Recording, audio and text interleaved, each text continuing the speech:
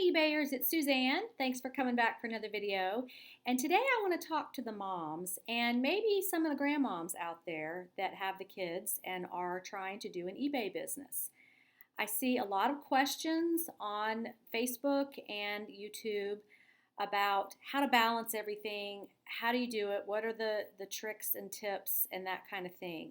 I will say my kids are grown now, but when I started, they were about like this. So, trying to get the reflection off there.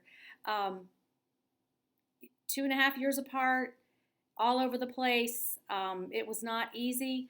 I came to eBay because I lost my job and went through a divorce at the same time and was just trying to keep my head above water and keep everything paid and protect my credit and all that kind of stuff. So it was quite a juggling act. Now, the world is a different place now in 2018 than it was in 2003, and I will say that you have a lot more tools at your disposal. And when I started eBay, nobody really heard of this. Nobody really knew what I was doing or why I was doing that. And so you have a lot more support and ways to connect with each other with social media. You can get, group support, talk to other moms, that kind of thing. So I just want to give you my perspective, some things that I did, and just some things to keep in the top of your mind when you're doing this as a mom. So it's a list of do's and don'ts. So first of all, the first do is do remember that you are a mom first. A lot of you are leaving your full-time job to do eBay full-time, or you're trying to make some money on the side. You have a one-income family. You're just trying to sell your kids used stuff that they don't use anymore, that they've outgrown, their toys and clothes and that kind of thing. But you're a mom first, so that's why you're doing this, is so you can be a mom and be at home with your kids or be with them as much as possible. So don't lose sight of that, because you cannot go back and do it over again. This is, being a parent, you get one shot. eBay's probably still going to be there, or if not, something similar to it, because now we've got Facebook groups and Poshmark and Amazon and Mercari and Bonanza and Ruby Lane and all these other sites that, e-commerce isn't going anywhere. But so when you're struggling and it's nap time and the kid won't sleep and you're like, I got all this stuff to list, just take a deep breath and say, you know what? I'm a mom first. I'm going to be a mom first, and then I'm going to work eBay into my day. So just don't let it frustrate you. I get all kind of emails from people that are talking about, their kids driving them crazy while they're trying to list, or, whatever. And it shouldn't be like that. You're a mom first. Just embrace that and understand that's where you are in your life. And it may seem like you're going to be stuck there forever. Trust me, I've been up to my elbows in diapers and a baby throwing up on me and trying to keep the house clean, and somebody gets sick and got to take them to the doctor. And your day is never the way you plan it when you have kids. And just accept it and embrace that. And that's where you are right now, and just go with it.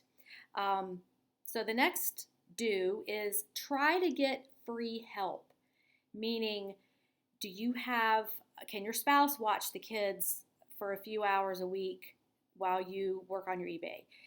Do you have grandparents around? Can you trade off with neighbors? That's what I did. I would watch the neighbors' kids. I would have all of them, like, 6 kids, and then the other moms, we would trade off so that every mom got a break at some point in the week, got a few hours to do whatever you wanted to do to yourself, take a nap, whatever it was. So think about what resources you have for free help, whether it's, something at the church. I know they have Mother's Morning Out, and that's not free, but it is inexpensive. It may be worth creating something on your own for your own benefit. That's what I did in my neighborhood. I was the one who set it all up, and like, who wants to be in this babysitting club? Because we can all benefit. So think about what free help you have at your disposal, and don't be afraid to ask people to help you. People know that have been through this, like older, grandmoms, grandma age people. They know how challenging it is, and they know that you need a break. And all they can do is say no. Just ask for help. The number three item is get paid help. I would also pay like a mother's helper in the neighborhood to come over and maybe she wasn't old enough to be left alone, 10, 11 years old, but I could pay her an hourly rate and she would just play with the kids, take them outside and watch them ride bikes or, play Legos or play Barbies or just play with them so that you are still there in the house doing your thing, but you're not having to entertain your kids and watch them every second. You get a little bit of a break. So try a mother's helper. Ask around in your neighborhood, relatives, whatever you can come up with there. Or, like I mentioned, the Mother's Morning Out stuff at the church. You don't have to belong to a church to use that service. It's just like it's like a preschool almost. Some churches do not require that you are a member. It's an income stream for them. So I think, I know this was a long time ago, but I think it was like $20 a week or something like that for 2 mornings a week for Mother's Morning Out. So I'm sure it's a lot more technologically advanced now with online groups where you can set up Mother's Morning Out and trade off with other people, that kind of stuff. Now, the fourth thing is try selling more items in lots. I've got a video, you can check that link above, about more efficient ways to sell in lots because that's going to reduce the number of listings you're doing. So just whether it's your kids' clothes or toys or whatever you're selling, of course it needs to make sense with what you're shipping, but try to sell more items in lots and then you don't have to do as many listings and you don't have to ship as many things. So that will cut down on your time investment. Also, number 5 is list items from your mobile phone when you can. If you're waiting at dance class for your daughter, or you're at swim lessons, or you're at those marathon baseball games and you've got your phone, you can be doing stuff on your phone. So take your pictures, have those in your phone, and then you can be working on your listings while you're sitting there waiting. So use that waiting time wisely because you're kind of a captive audience. It's like being on an airplane. You can't do a whole lot, but there are some things you can do. So, think about times when you are waiting for your child, whether it's at an activity, a practice, where you're just sitting there, orthodontist office. I spent so many hours in there. That was before eBay Mobile, so I didn't really use that time, but think about how you can use that waiting time to your advantage to do things with your business so it's not just wasted time. The next thing, number 6, is increase your handling time. Don't try to be this top-rated seller, top-rated plus, if your life can't handle it. You don't have to have 1-day handling. You can have 3-day handling. And this works for a lot of people, including retired people or just people who don't want to ship every day. You can do that. It's totally fine. You've got to do what works for you and your family so that your business can survive. For a long time, I did not ship every day. I didn't want that stress on me. So I had 2-day business handling, and that was fine. That worked for me. So don't feel like you have to do all these things that are going to stress you out or that don't work for your family. If you just want to ship twice a week, put a 3-day handling time on there, and you're going to, those days will overlap. So like if you've got a 3-day handling time and something sells on Monday, Tuesday, or Wednesday, you can ship all those 3 items on Wednesday, all those sales from those 3 days. And then you do it again on Saturday. So do what works for your life. Don't stress yourself out over these little things that you feel like you have to do to be the perfect eBay seller. Sometimes you got to do what you got to do, and it's just eBay. This is not 33 men trapped in a mine. The world's not going to end if you can't do 1-day handling. Okay, number 7 is be flexible. Understand that you are a parent. Your life is not your own right now. Your time is not your own. things are not going to go as planned, especially for you new moms out there. Trust me, you get good at winging it. That one commercial with for Love's diapers, I think, is like the new mom with the first baby is like all on top of everything and totally efficient, and then by the time the third one comes along, it's like, yeah, whatever, pick up the pacifier off the grocery store floor and stick it in the kid's mouth, whatever.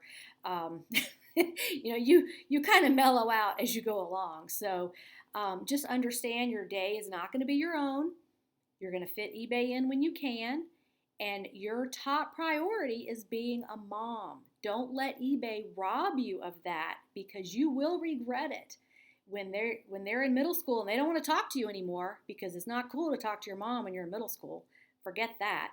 They're going to grow up fast and be at the point where that time is over for you. So keep that in mind, that you're a mom first. Now, here are some don'ts. Try not to use the TV or electronic gadgets as a babysitter.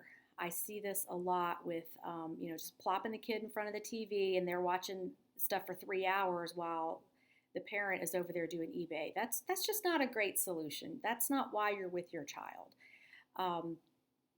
Fit eBay in when you can. Do not try to do everything while your child is napping or sleeping, because you need rest too.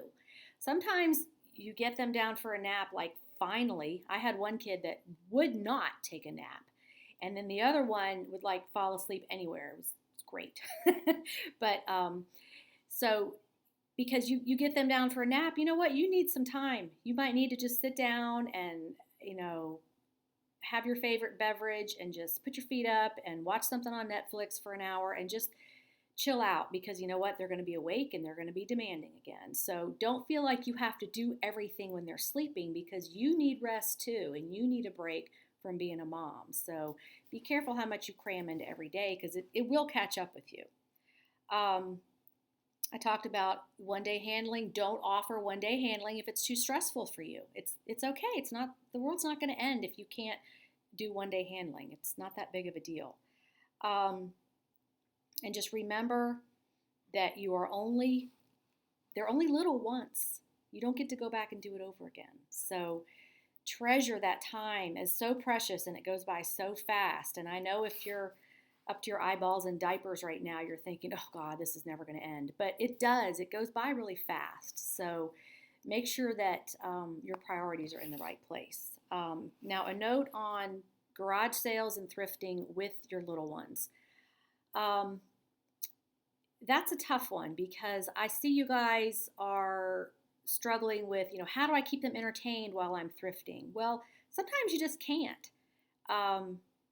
I'll see moms out there and they've got their child in the basket with all these snacks and electronic devices and stuff, entertaining them while they're thrifting. And just understand that your thrifting outings are going to be short if you've got little children, because they just, they're not going to sit there and be still while you do this for hours. It's just, they're kids. They're not going to do that. Again, try the whole free help. Pay for a babysitter if you can. That's what I would do. I would get a babysitter that charged like $4 an hour, and I would go thrifting for 3 or 4 hours, and it was totally worth it. I mean, work the numbers and see if that's going to work for you, because paying for help is not the end of the world, and you can use it as a business expense if it's childcare, so that you can go find inventory to sell. Now, I was lucky because I was divorced and my kids were gone every other weekend with their dad. So I used that time, 12 hours a day, most of the time, to get my thrifting done and do what I needed to do glued to the computer. And then during the week, I would fill in with, shipping and what listing I could do. But I did eBay full time for many years before I got into blogging and all these other things I do. And you just have to schedule it out. But as far as taking them with you, that's something that I would absolutely prioritize for a paid babysitter, or leaving them with your spouse or a grandparent or a neighbor or whoever, because you need to be able to concentrate on what you're doing when you're out there thrifting and at garage sales. You need to be able to look things up on your phone so your child can't be playing with it. You need to be able to use it to look things up. And you're making business decisions what to buy for resale. So this is an important part where you need to have your full attention on picking items to sell. So, and I know a lot of you will say, well, I can't afford a babysitter. Well, maybe you can. Maybe you just don't, you think you can't afford it. Find out what the going rate is. Is there a teenager in the neighborhood that could do it for, I don't know what the rate is, $5 an hour now? I really don't know. But if you look at the big picture, you're going to be able to work more efficiently without the children with you. You're going to get a lot more done in the same amount of time. And so if you look at the numbers, say you can go thrifting and you can get enough inventory to profit $400 in 4 hours, and you're only paying the babysitter $20, that's totally worth it. It's absolutely worth it. You need to be able to concentrate on what you're doing without being distracted by your child and what they need and going to the bathroom and they're hungry and they're bored and I want to go home and I don't like this and I'm tired and all that stuff they say when you are out with them. So don't just automatically think I can't afford that. Work the numbers and see if you can. So I hope that's helped put some of this in perspective because eBay is so accessible to everyone, especially if you are a parent. You have that constant stream of inventory coming with outgrown clothes and toys and books and all the stuff you buy for your kids. You have a constant stream of inventory, so it's great to be able to put that up for sale. But you have to separate parenting from doing your business, and you need to just think about a smart way to do it for you so that it works for your family because yes, the income will definitely help you, but you don't want to cross that line where you're trying to do this home business so you can be with your kids, but then the home business takes over your life and you end up yelling at your kids or resenting your kids, they're bugging you all the time. That kind of stuff. So I hope these tips have helped you. I would love your input below. If you're dealing with this right now and you have some solutions I did not mention, would love to hear that. Thanks so much for watching and have a profitable and productive day on eBay. Bye.